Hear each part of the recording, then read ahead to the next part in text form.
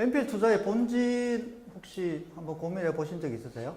NPL 투자가 결국 뭐 하는 거다. NPL은 결국은 연체이자 먹는 게임이에요.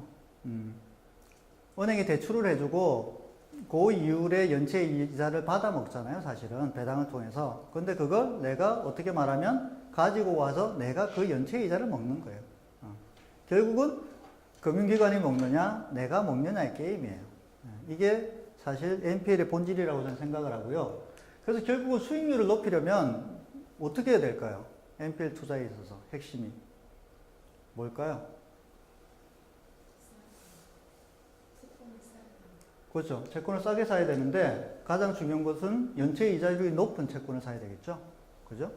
그리고 원금 대비 채권 최고액이 굉장히 많이 설정되어 있는 거. 그래서 결국은 1금융 채권보다는 2금융권 채권이 아무래도 수익성이 높겠죠. 그죠? 예.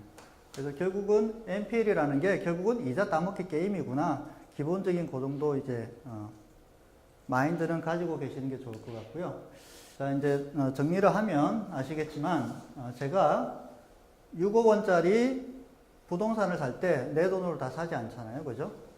그래서 5억 원 담보대출을 받았어요. 대출 원금이 5억 원이에요. 그럼 제가 은행에 가서 사인을 하죠. 첫 번째는 여신거래 약정서, 두 번째는 건저당 설정 계약서에 사인을 하고 제가 돈을 5억을 빌려옵니다. 그러면은 은행은 내 부동산의 건저당을 설정하겠죠. 채권 최고액을 120% 설정하는 거죠.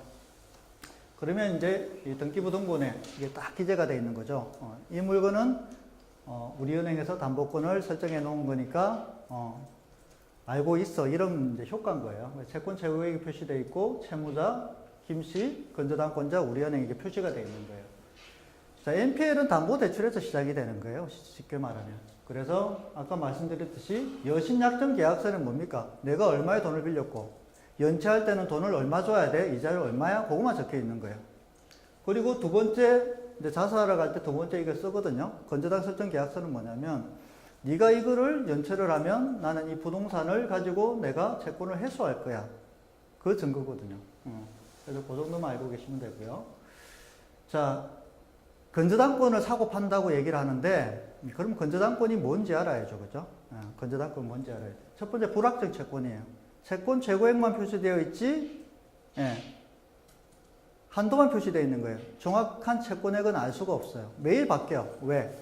이자가 매일 바뀌니까. 이 부분 이해하셔야 돼요. 모르면 모른다고 말씀만 해주셔야 됩니다. 채권 최고액만 적혀 있지 채권 최고액만큼 내가 배당을 요구할 수 없는 거예요. 오늘 기준으로 대출 원금하고 오늘까지의 이자가 그죠? 내가 주장할 수 있는 채권액인 거예요. 그래서 하루 지나면 계속 바뀌는 거예요. 이자가 늘어나니까. 그래서 불확정 채권이고요. 두 번째는 경매 청구권이에요. 일반적으로 우리가 돈을 빌려줬잖아. 제가 선정선한테 돈을 빌려줬는데 안 갚아. 그러면 내가 소송을 내서 판결문을 받아서 그걸 근거로 가압류로 해서 경매를 집어넣어야 되거든요. 굉장히 복잡해요. 하지만 건저당권은 이 건저당권만 있으면 연체 사실만 가지고 바로 법원에 경매 신청을 할 수 있는 거예요. 그래서 굉장히 집행 속도가 빠르죠. 은행이 건저당권을 설정하는 이유가 첫 번째 목적이 가장 큰 거죠. 경매로 신속하게 진행할 수 있고 또 다른 일반 채권보다 건저당권은 우선해서 배당을 받아요. 그래서 1순위 건저당권은 가장 안전하죠. 부실채권이라고 하지만 사실은 우리가 주택에 설정되어 있는 담보부 부실채권은 사실은 부실채권이 아니에요. 굉장히 수익성이 좋은 물건이죠. 말을 그렇게 붙였을 뿐이지 그래서 우리가 투자를 하는 거잖아요. 그래서 우리가 은행에서 저한테 대출을 실행했으면 은행은 지금부터 저를 관리에 들어가요. 관리에 들어가. 어떻게?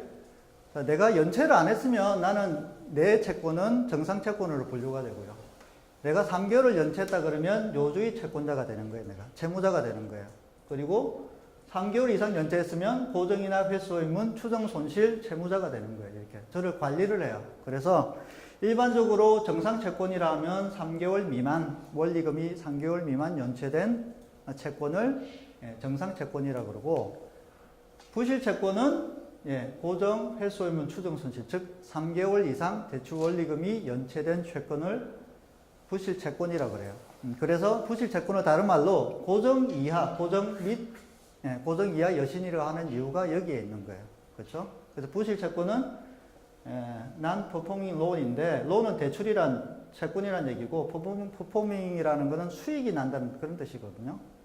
그래서 수익이 없는, 수익이 나지 않는 채권이라 그래서 그냥 한국어로는 부실 채권이라고 그렇게 용어를 매김한 것 같아요.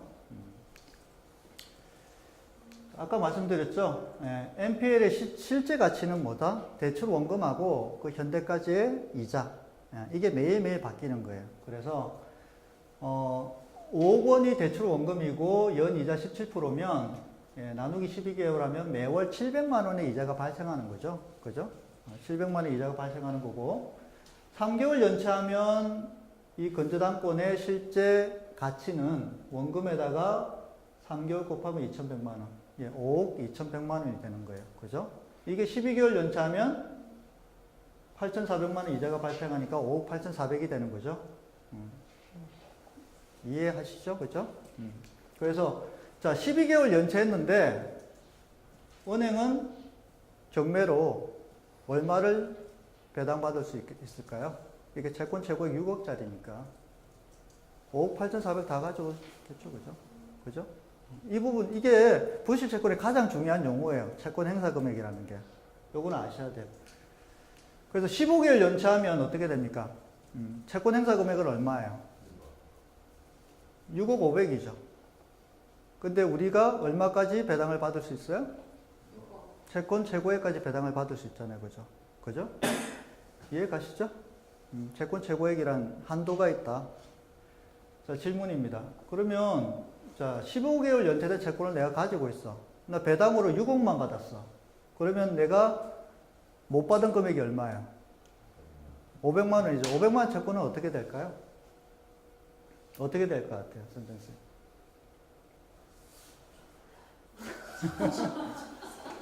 500만 원은 어떻게 날아가는 걸까요? 어떻게 될까요?